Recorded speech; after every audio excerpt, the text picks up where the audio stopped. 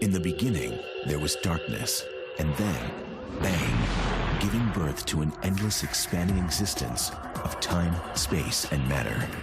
Now see further than we've ever imagined, beyond the limits of our existence, in a place we call the universe. The universe is vast, wondrous, electrifying.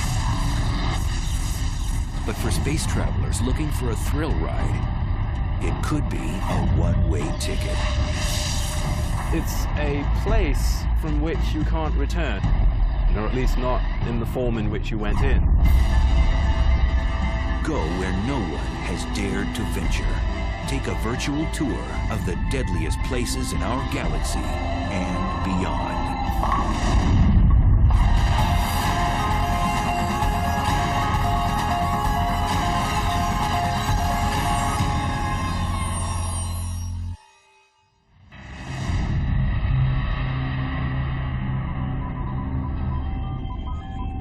It's the ultimate frontier adventure.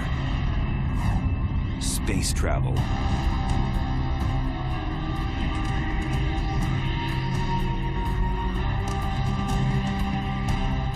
But when trekking through the galactic jungles, one must steer clear of the cosmic hot zones, places teeming with violence and intrigue.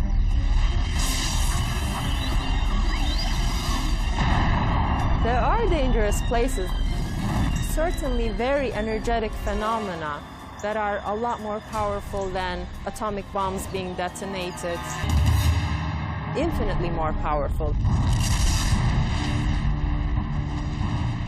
The universe does seem to be a very violent place. It seems to have been born in a violent explosion called the Big Bang, and there's all sorts of violent processes going on.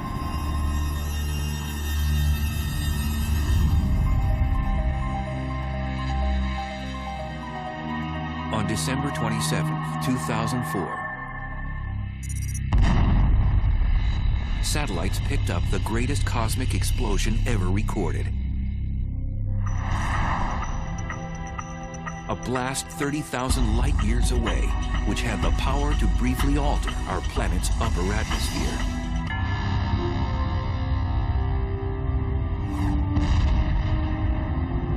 The blast was caused by a magnetar, the densest and one of the most dangerous stars in space. The magnetic field strength of a magnetar is about 1,000 trillion times the magnetic field energy of the Earth. And for reference, this would wipe the information off a credit card at a distance of about 100,000 miles away. Now this distance is sort of half the distance to the moon, so it's very nearby by astronomical standards. These mischievous stars have the strongest magnetic field in the universe. Scientists have confirmed 12 of these rare stars in our galaxy, and there may be more. Caltech's Brian Cameron scans the Milky Way for these strange stars.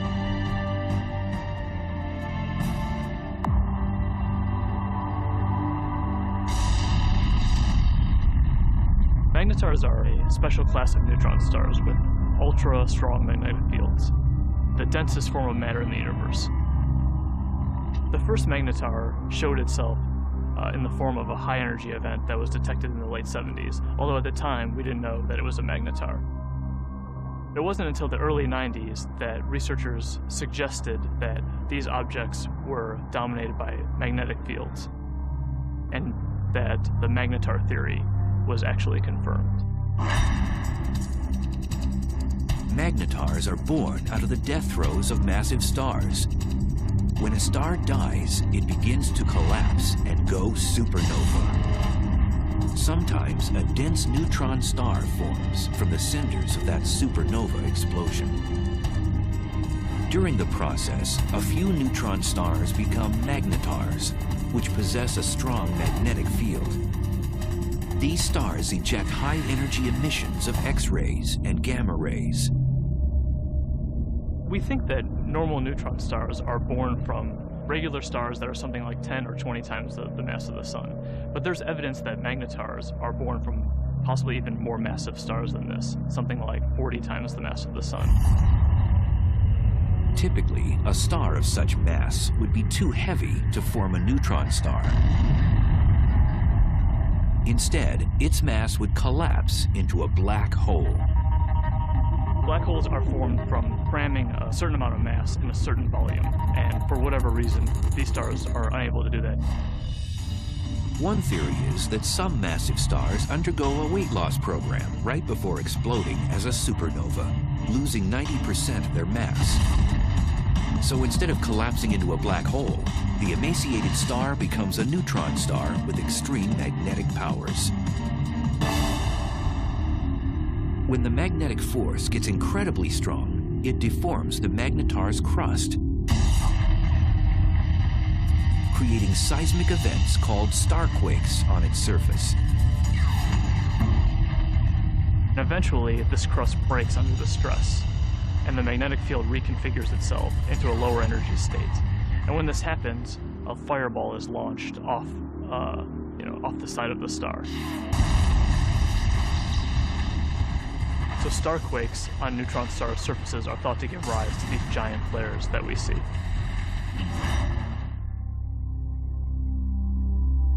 After a magnetar undergoes one of these flares, it outshines all the stars in the galaxy for the few tenths of a second that it's taking place. Within these giant flares are short bursts of gamma rays which move at the speed of light. The giant flares from magnetars are gamma ray bursts. They're very short in duration, less than a second, and have very hard X-ray spectra compared to another class of gamma ray bursts. If a deep space traveler veered off course and was unlucky enough to pass within 700 miles of one of these massive objects, the consequences would be horrific. The magnetic field of the magnetar can literally warp the atoms in human flesh, and its gravitational forces would tear a person apart.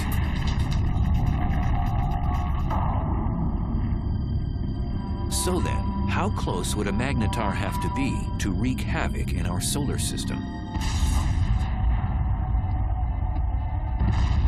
Some suggest that a blast from a magnetar even 10 light years away could produce cosmic chaos that would destroy our ozone layer and cause mass extinctions. The chances of that happening are so low that, they're completely implausible. It would be no different than a regular star passing through the solar system. And we know that the regular star has not passed through the solar system since the solar system formed.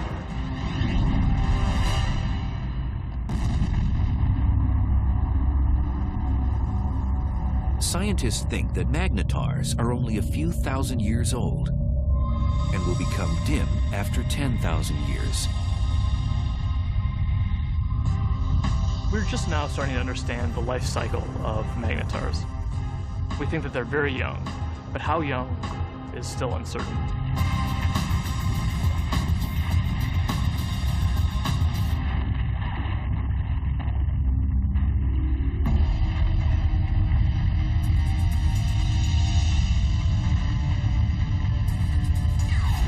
In addition to magnetars, satellites and ground-based observatories have been picking up other violent things in space.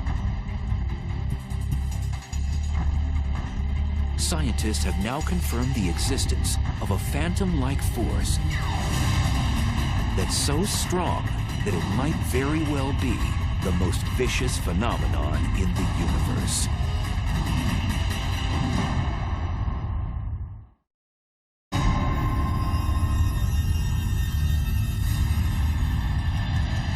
Stealthy villains haunt each and every galaxy. One particular beast tears up anything in its path and gobbles it down like a cocktail hors d'oeuvre.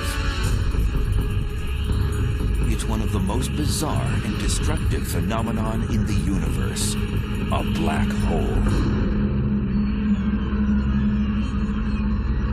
I think a black hole is the place which is more violent than anywhere else in our universe. It's like going over the edge and you can't get back. It's fatal attraction, I suppose.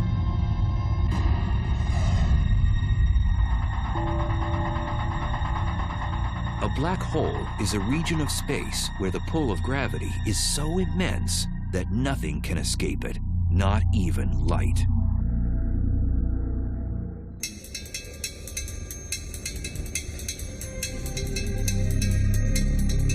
Astrophysicist and triathlete Ferial Ozel is attempting to unlock the mysteries surrounding this elusive cosmic force.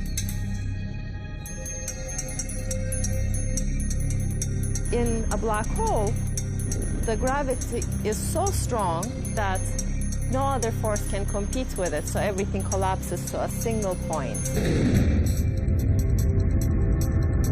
Ozel says whatever has a close encounter with a black hole will fall victim to its relentless tidal force of gravity. Imagine you're swimming in a pool and there is no current.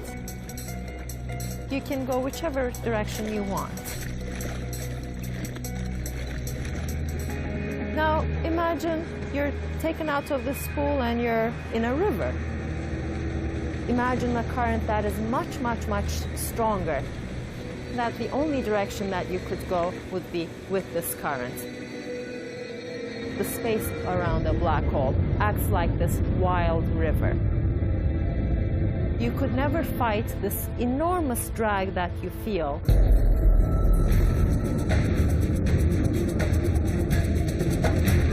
As an object approaches the edge of the black hole, called the event horizon, it reaches the point of no return.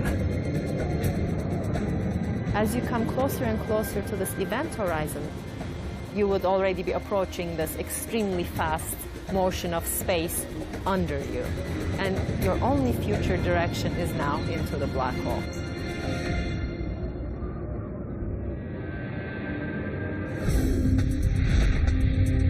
The idea of the black hole as a whole sometimes can be a little bit confusing. What it really is, in some sense, it's a place from which you can't return, or at least not in the form in which you went in.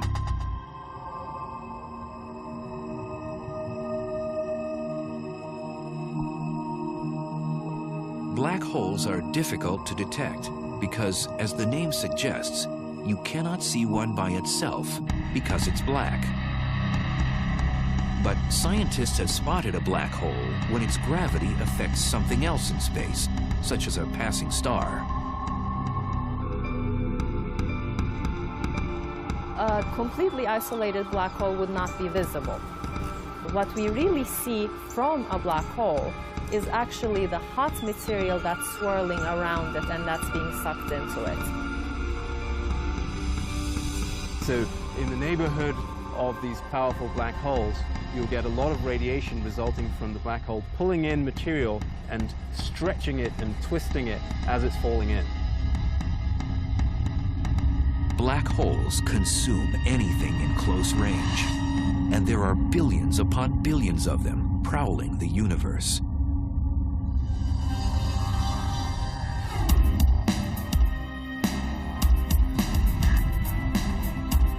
Astrophysicist Andrea Ghez is one of the world's leading black hole hunters. Black holes are not picky eaters. They'll dine on whatever get nearby. So they will happily eat gas. They will happily consume a star or a planet. When a black hole dines on a star, it does so first by tearing it apart. You might think of silly putty being stretched out, and then it just streams on in, sort of like water going down a drain. It's completely pulverized.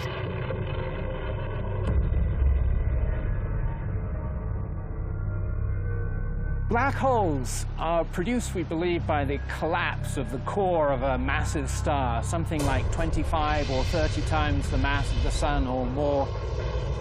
When it comes to the end of its lifetime, a massive star burns its core all the way past helium, carbon, nitrogen, oxygen, all the way to iron, which has no more nuclear fuel. And when that iron core builds up to a certain mass, there comes a point where it can no longer support itself, and the core will collapse all the way to a black hole, producing at the same time a supernova. The supernova sends out explosive amounts of energy, so anything in its vicinity will get obliterated. Then the remnants of the explosion fall into a newly formed black hole. And it seems the key to the black hole's allure is gravity. Gravity will pull things around, just like the sun's gravity pulls the planets around. In fact, stars will happily orbit the black hole for most of its life and won't actually be sucked in. These stars are actually safe from the fatal attraction of the black hole. But if you do venture too close, extremely close to the edge, then you do get sucked in. Scientists believe there are millions of wayward black holes throughout our galaxy, the Milky Way. And because we can't readily see them, one could be right next door. So how close does something have to be to get sucked into a black hole? Too close to a black hole is about the distance between the sun and the Earth, but that is certainly too close. For future space travelers, death by a black hole would be a violent way to go.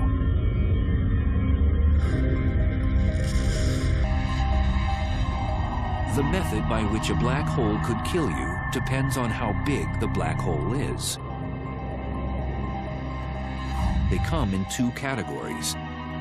Most of them are the stellar mass black holes, which are 5 to 30 times the mass of our sun.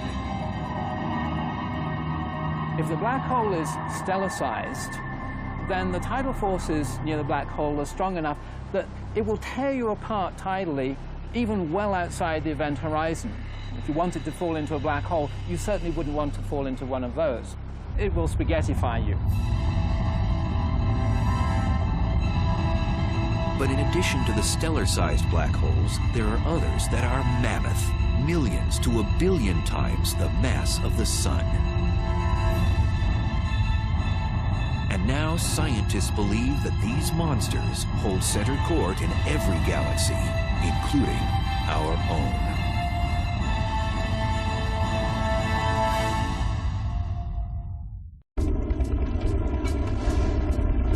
Black holes. They're one of the most mysterious and potentially dangerous oddities in space. A black hole has a ravenous appetite. It sucks in everything in its path and spits out what it doesn't devour. And now scientists have discovered there are supermassive black holes, which are millions of times bigger than their stellar mass cousins.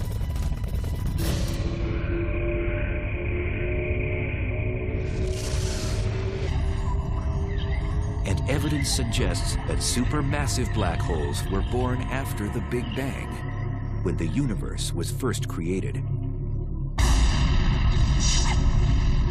The leading idea is that they would have formed just like a stellar black hole from the collapse of the core of a massive star.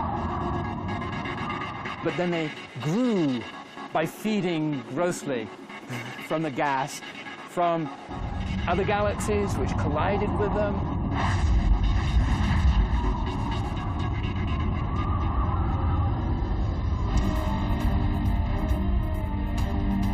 Scientists have discovered that these black ogres wield their power in the center of galaxies.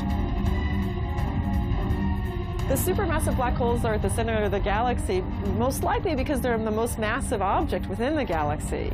Massive objects tend to sink to the middle, so you'll always find them at the center of a galaxy.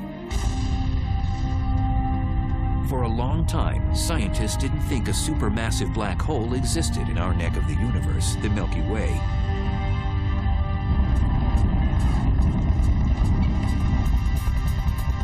But in 1995, astrophysicist Andrea Ghez set out to prove one exists.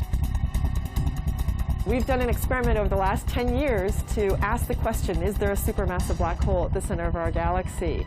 And the way we did this experiment is to use the motions of stars at the center of our galaxy to test whether or not there's a large amount of mass inside a very small volume. And that's the proof of a black hole.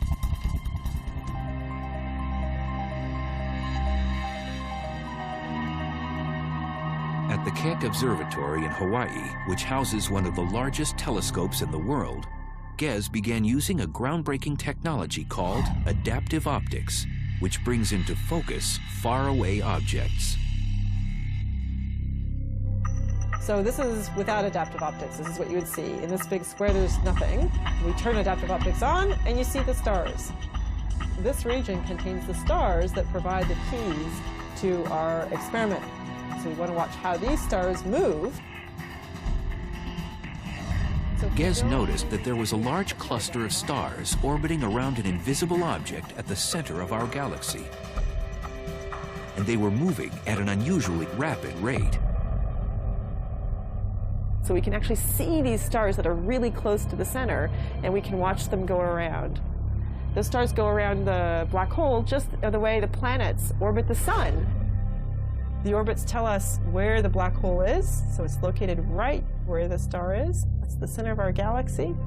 And the details of exactly how fast these stars are going around and how tight the orbits are tells us the mass of the black hole, which we think today is 4 million times the mass of our sun. For Ghez, confirming that a supermassive black hole indeed exists at the heart of our galaxy was like summiting Mount Everest.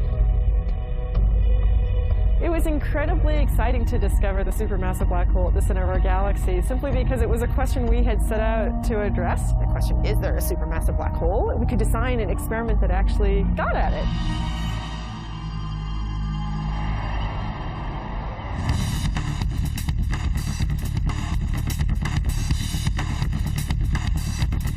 Astrophysicist Andrew Hamilton says death by a supermassive black hole would be much different than by its smaller stellar mass relative.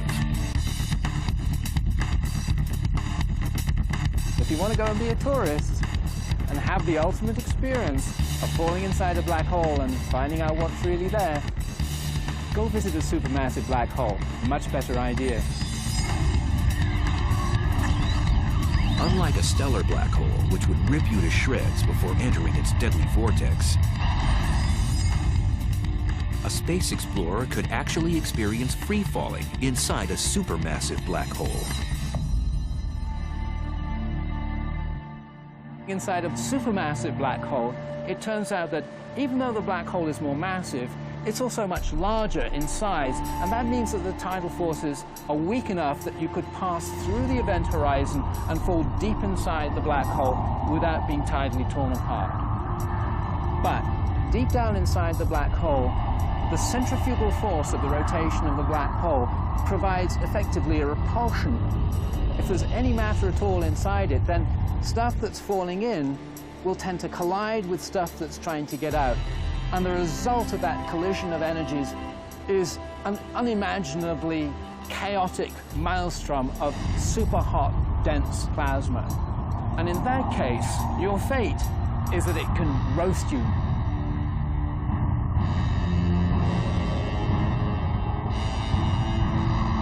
So how close would space travelers have to be to get sucked into a supermassive black hole in the center of a galaxy? For a supermassive black hole, you would have to be about 1 million to 1 billion miles from the black hole to feel its influence.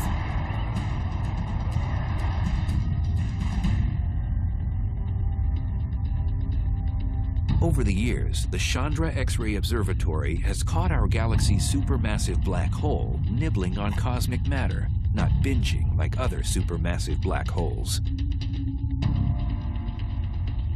Our black hole is today inactive compared to other black holes. Our galaxy has very little gas at the center, and so there's nothing really for the black hole to feed on. It's not eating very much. It's going on a bit of a starvation diet. our galaxy's supermassive black hole appears to be fasting. This is partly due to the fact that as a galaxy ages, less and less matter is present for it to gorge on.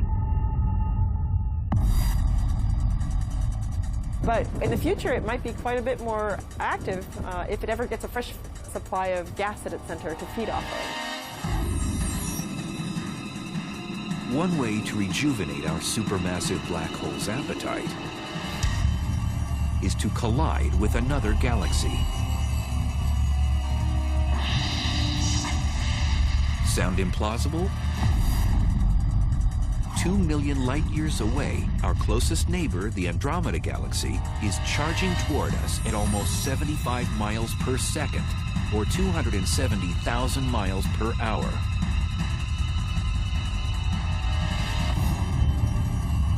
In the future, scientists predict the two galaxies will collide. And upon impact, the larger galaxy may engage in one of the most primitive acts known in the universe.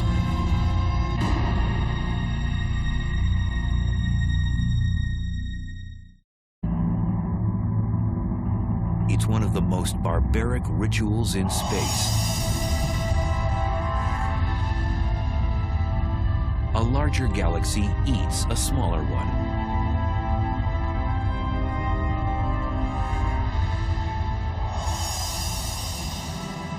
The scenario isn't a science fiction writer's fantasy.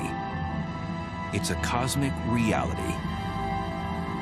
It's called galactic cannibalism.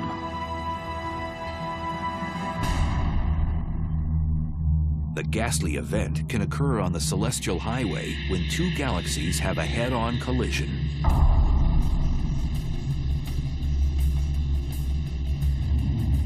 Both eventually meld together in a less than harmonious merger. If you're a galaxy, it's very violent. You're torn to shreds.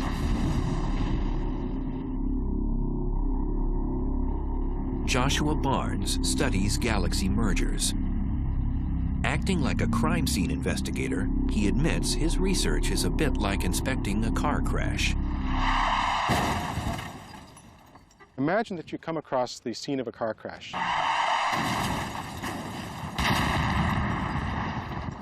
Two wrecked vehicles, but no witnesses, nobody to tell you what happened. All you have is the physical evidence. That's basically what we have to do when we study colliding galaxies. So there are no witnesses to a galactic collision. All that you have is the present state of the wreckage. So you have to conduct a sort of forensic investigation to try and figure out what happened on the basis of what you have today. If they collided head-on, you would know because the fronts were squashed up, but if they, say, sideswiped each other, which is actually more likely in galactic collisions, that would leave you a completely different pattern of wreckage, and you could interpret that. So what causes galaxy mergers? It's gravity. Everything in the universe is falling freely through space, and where you've got two large objects like galaxies, their mutual gravity pulls them together, so they fall into each other. So it's really just the force of gravity pulling things around. The galaxies that we're seeing colliding today, most of them have been bound and destined to collide for upwards of 10, 15 billion years, and they're only now just making it to that first collision.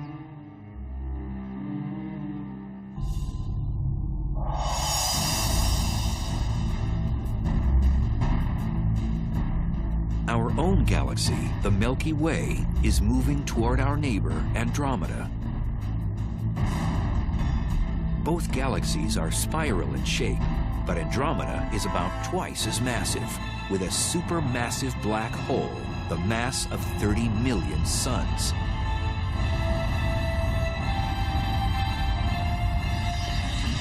It'll look a lot like a dance. And you see the two galaxies come close together, so they kind of dance around each other, getting closer and closer and moving faster and faster before they finally come together. But at the point of impact, these galactic dancers will do more than pirouette. Each one has a spiral disk of stars, and then surrounding that, a halo of dark matter, invisible material that we can detect by its gravitational field. these two dark halos, which are much larger, will overlap as the galaxies pass by.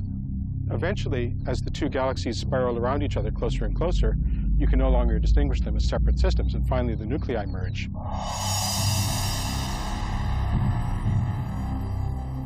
When Andromeda and the Milky Way collide, that's going to be the biggest collision that the Milky Way has seen, something like 5 billion years' time.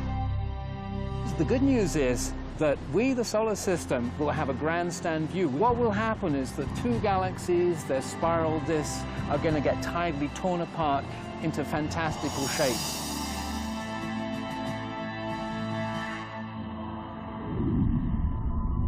When the disks start to get close to each other, they'll throw off long streamers of stars, so-called tidal tails.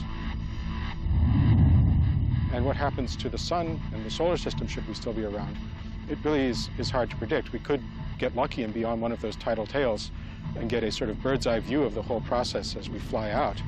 Or we could get thrown into an orbit plunging towards the center of the merging galaxies. There's basically no way to say.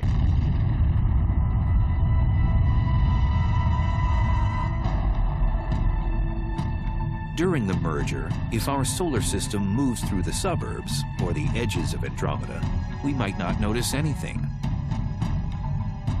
On the other hand, countless stars and space material could be propelled towards the planets, potentially disrupting their orbits around the sun. Moreover, the entire galaxy could face cosmic upheaval. We could have consequences which would nonetheless be dangerous. First of all, we could have a lot of star formation as a consequence of the merger. Currently, both the Milky Way and Andromeda galaxy have plenty of interstellar gas, the raw material from which stars are born. Now that would mean a lot more evolved stars, supernova, going off in our vicinity. And that could create shock waves, blast waves, bursts of cosmic rays, which would have nasty consequences.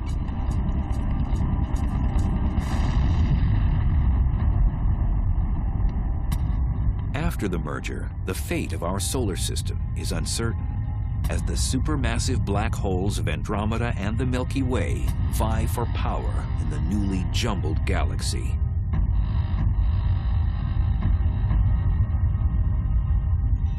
When they merge, they're going to form a new galaxy, and these two supermassive black holes will gradually spiral into the middle of the new galaxy. They will be a binary black hole for a short time. And these black holes will start to swallow gas as the collision stirs things up. Gas will fall into those black holes.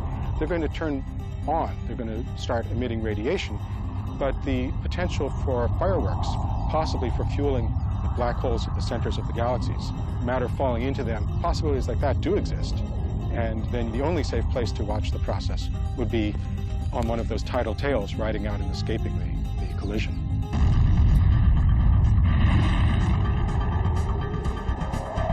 Some scientists think that Andromeda's larger supermassive black hole will eventually consume the Milky Ways. The two black holes will spiral in the center and become a binary black hole, and ultimately will merge with one another to become yet an even bigger supermassive black hole.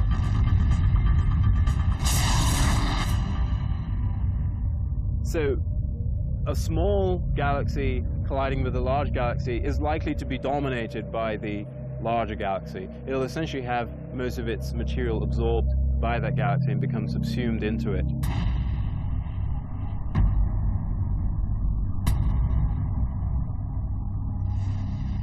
Scientists believe galaxy mergers are a way of life in the universe.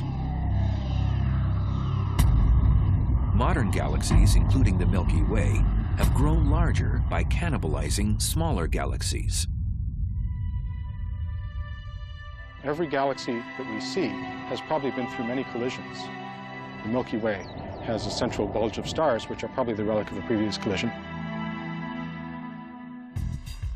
Most scientists agree that the much-anticipated merger between the Milky Way and Andromeda won't happen for at least 3 billion years.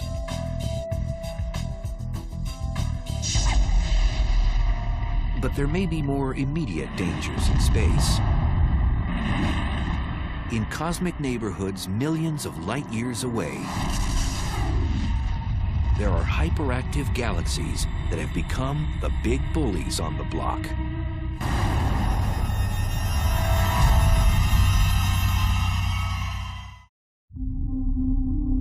At the heart of some galaxies lives a cosmic monster. It transforms a run-of-the-mill galaxy into one of the brightest and deadliest in space. Quasars are peculiar objects, each powered by a supermassive black hole that continually swallows large amounts of matter, 10 to 20 stars every year. At the core of these objects lives a very large black hole. And the role of that black hole is to actually generate a huge amount of energy.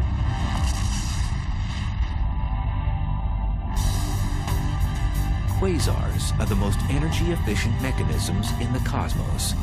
They give off more power than 100 normal galaxies. And they're 10 trillion times brighter than our sun.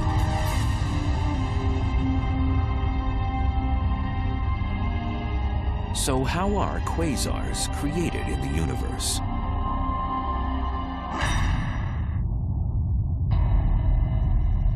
There's a fairly good connection between the last stages of a galactic merger and the so-called quasar phenomenon.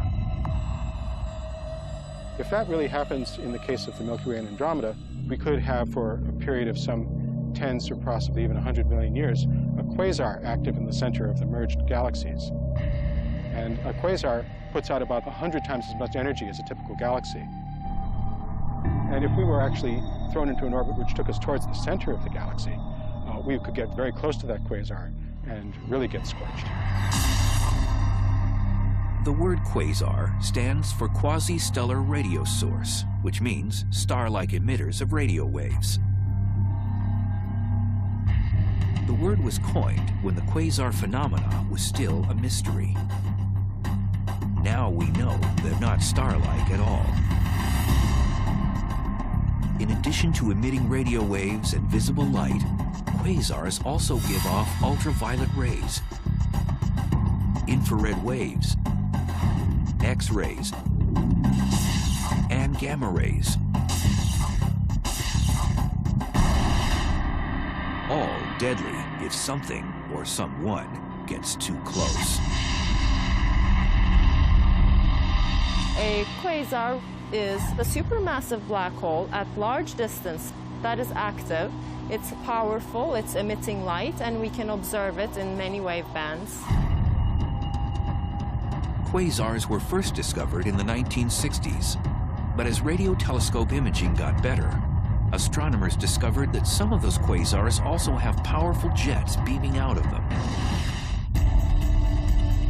These particular quasars are called blazars, probably some of the most violent phenomena in the universe.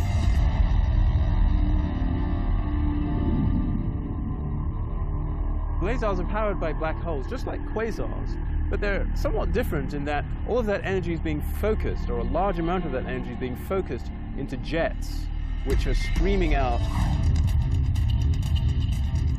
A blazar's aggressive plasma jets produce radiation in the form of radio waves all the way through the spectrum up to high-energy gamma rays.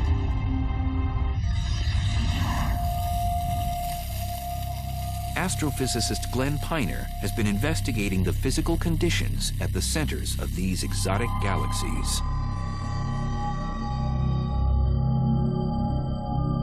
We can use this fountain to visualize the geometry of a blazar. If that circular base of the fountain represents the accretion disk, then the jet of water that's coming up represents the jet of plasma coming out from the blazar. And if the Earth is sitting up in the direction that that water is going, then we would see this object as a blazar.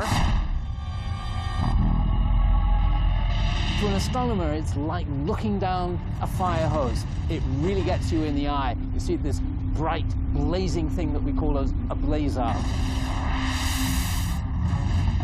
These blazar jets move exceptionally fast. The fastest observed move at 99.9% the speed of light. If you were to take a small object like this bowling ball and you wanted to accelerate it up to 99.9% of the speed of light, you would have to give this bowling ball all the energy produced in the world for an entire week to accelerate it to that speed.